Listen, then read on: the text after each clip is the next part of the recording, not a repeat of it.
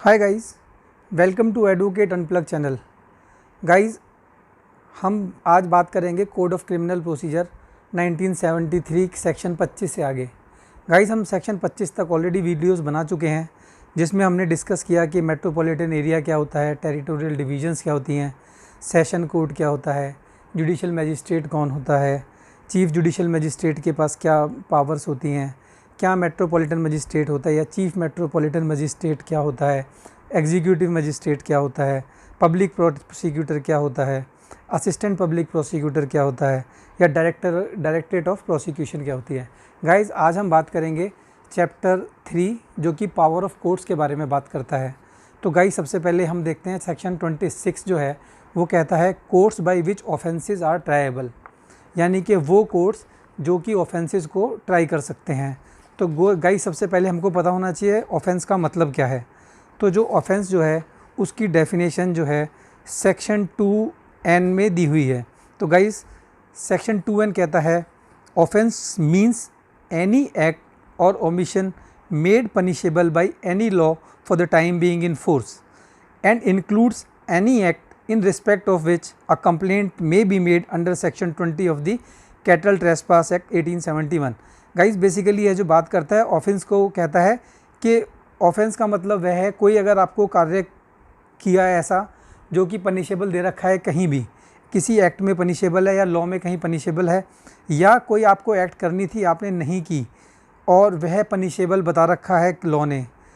और अगर मान लो कोई भी जो है कंप्लेंट जो है सेक्शन 20 में कैटल ट्रेसपास एक्ट में करते हैं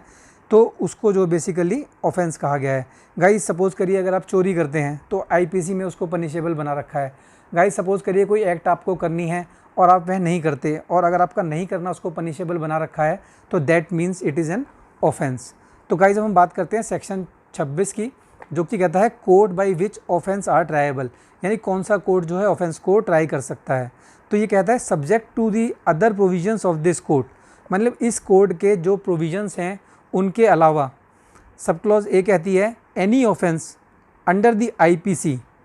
मे बी ट्राइड बाई, मतलब कोई भी ऑफेंस जो कि आईपीसी में दिया हुआ है उसको कौन कौन ट्राई कर सकता है। सबसे पहले हाई कोर्ट कर सकता है,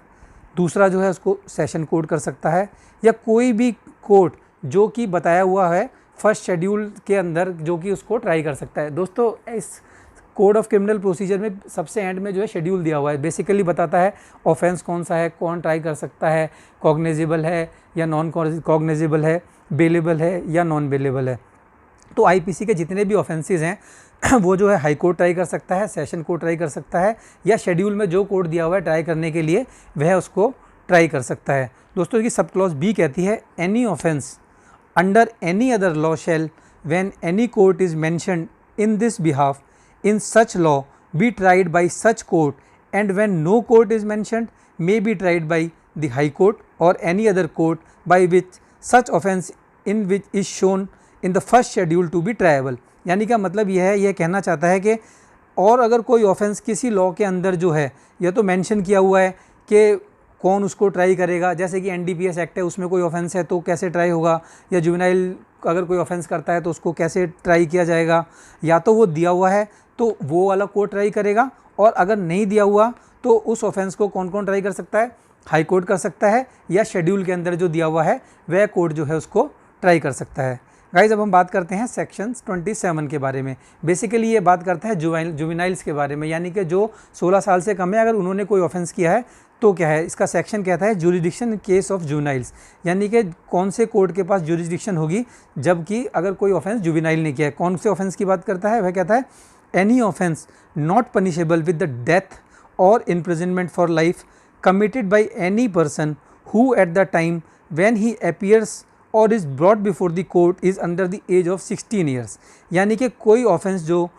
कि ना तो उसकी पेनल्टी जो है उसकी डेथ की पेनल्टी उसमें दे सकते हैं, या लाइफ की इम्प्रिजनमेंट है जो पनिशमेंट है वह दे सकते हैं। अगर ऐसा कोई ऑफेंस जिसमें कि ये दोनों पनिशमेंट नहीं है और वह किसी आदमी ने किया है या किसी बच्चे ने किया है जिसकी एज जो है 16 साल से कम है और वह कोर्ट के पास लाया जाता है, तो जो कोर्ट जो है उसको ट्राई करेगा, चीफ जुडिशियल मजिस्ट्रेट का कोर्स जो है ट्राई करेगा। और गाइज अगर मान लो मेट्रोपॉलिटन स्टेट है तो वो चीफ मेट्रोपॉलिटन मजिस्ट्रेट उसको ट्राई करता है। और by the court specially empowered under the children's act 1960, यानी कि वो कोर्ट या तो चीफ जुडिशियल मजिस्ट्रेट का कोर्ट या कोई कोर्ट जो है स्पेशली एम्पावर किया हुआ है चाइल्ड एक्ट 1960 में, वह उसको ट्राई करेगा। दोस्तों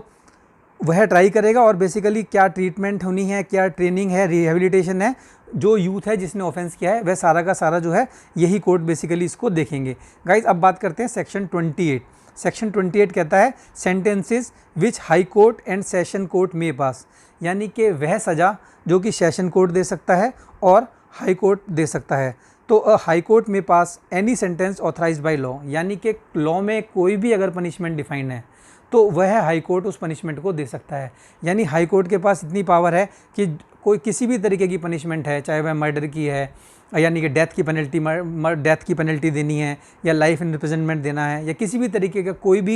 कोई भी ऑफेंस अगर जो है ट्राई करता है या कोई भी पनिशमेंट जो है उससे रिलेटेड, वह आपका हाई कोर्ट पनिशमेंट दे सकता है। दोस्तों सेक्शन सब क्लॉज 2 इसकी कहती है अ सेशन जज और अ एडिशनल सेशन जज may pass any sentence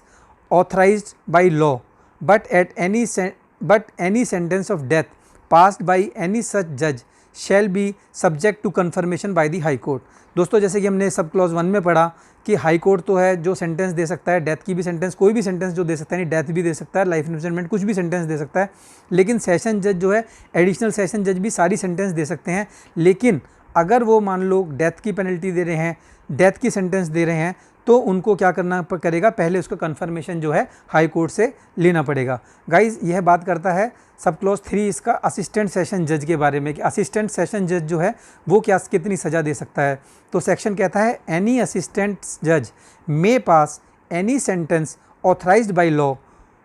accept a sentence of death और इम्प्रिजनमेंट फॉर लाइफ और imprisonment for a term exceeding 10 years. यानी कि असिस्टेंट सेशन जज की पावर जो है कर्टेल कर दी गई है, और असिस्टेंट सेशन जज जो है ना तो लाइफ इम्प्रिजनमेंट दे सकता है, ना डेथ दे सकता है, ना कोई ऐसी सज़ा दे सकता है जो कि 10 साल से ज़्यादा हो। बेसिकली जो असिस्टेंट सेशन जज है वह जो पनिशमेंट दे सकता है वह 10 साल से कम की पनिशमेंट दे सकता है। गाइस अब हम बात करते हैं सेक्शन 29 जो कि बात करता है सेंटेंसेस विच मजिस्ट्रेट में पास, यानी कि मजिस्ट्रेट जो है कौन कौन सी सज़ा पास कर सकता है। गाइस हम पिछले वीडियोस में ऑलरेडी देख चुके हैं कि मजिस्ट्रेट कितने टाइप के होते हैं, जैसे कि चीफ जुडिशियल मजिस्ट्रेट होता है, जुडिशियल मजिस्ट्रेट होता है first class, judicial magistrate of second class होता है, चीफ मेट्रोपॉलिटन मजिस्ट्रेट होता है, मेट्रोपॉलिटन मजिस्ट्रेट होता है। तो अब हम देखेंगे ये कितनी सेंटेंस कौन कौन सा मजिस्ट्रेट पास कर सकता है। तो दोस्तों सेक्शन का फर्स्ट क्लॉज कहती है कि the court of a chief judicial magistrate may pass any sentence authorized by law except a sentence of death or of imprisonment for life or of imprisonment for a term exceeding 7 years। यानी कि यह बताता है कि chief judicial magistrate जो है वह जो कोई भी सज़ा दे सकता है, पर ना तो वो डेथ की पेनल्टी दे सकता है, ना लाइफ इम्प्रिजनमेंट दे सकता है, ना कोई भी सज़ा ऐसी दे सकता है जिसकी जो है वह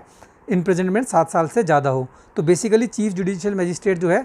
मैक्सिमम जो पनिशमेंट दे सकता है वह 7 साल या 7 साल से कम की पनिशमेंट जो है वह दे सकता है।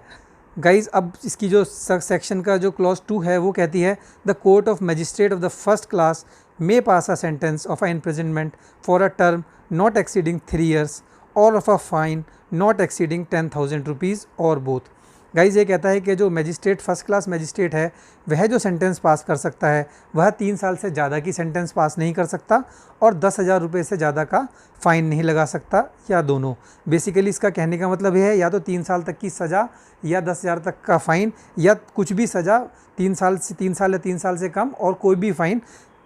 1 रुपये से लेके 10,000 रुपये तक का कोई भी फ़ाइन जो है वह जो है आपका मजिस्ट्रेट जो है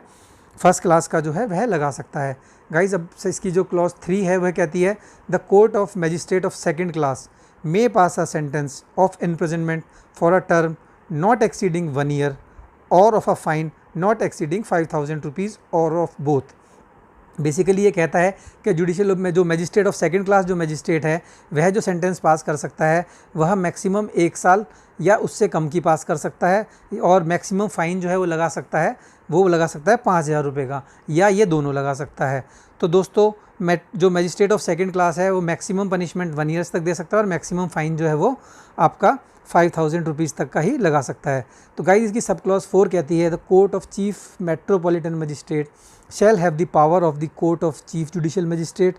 and that of the metropolitan magistrate the power of the court of magistrate of first class। Guys basically हमने पढ़ा था कि मेट्रोपॉलिटन एरिया में जो होते हैं वो है मेट्रोपॉलिटन मजिस्ट्रेट कहलाते हैं, और मेट्रोपॉलिटन एरिया वह होता है जिसकी जो पॉपुलेशन है वो 1 मिलियन से ज़्यादा होती है। तो बेसिकली यह कहता है कि चीफ मेट्रोपॉलिटन मजिस्ट्रेट जो है, जो चीफ जुडिशियल मजिस्ट्रेट है उतनी सज़ा दे सकता है, यानी कि वह जो है 7 साल तक की सज़ा दे सकता है, डेथ की पेनल्टी नहीं दे सकता, लाइफ इम्प्रिजनमेंट नहीं दे सकता। और यह बात करता है कि मेट्रोपॉलिटन मजिस्ट्रेट जो है चीफ जुडिशियल मजिस्ट्रेट के बराबर जो है मजिस्ट्रेट ऑफ फर्स्ट क्लास के बराबर की सज़ा दे सकता है, तो यानी कि वह भी 3 साल तक की पनिशमेंट दे सकता है और 10,000 रुपये तक का फ़ाइन लगा सकता है। दोस्तों बेसिकली यही आज जो हम पढ़ेंगे, इसमें जो हमारा चैप्टर 3 है पावर ऑफ कोर्ट्स में, यहीं तक पढ़ेंगे। इसके आगे का जो है हम नेक्स्ट वीडियो में डिस्कस करेंगे। दोस्तों अगर आप लोगों को आज का वीडियो अच्छा लगा हो तो गाइज़ मैं आपसे रिक्वेस्ट करूँगा कि प्लीज़ वीडियो को शेयर करें, सब्सक्राइब करें। धन्यवाद दोस्तों।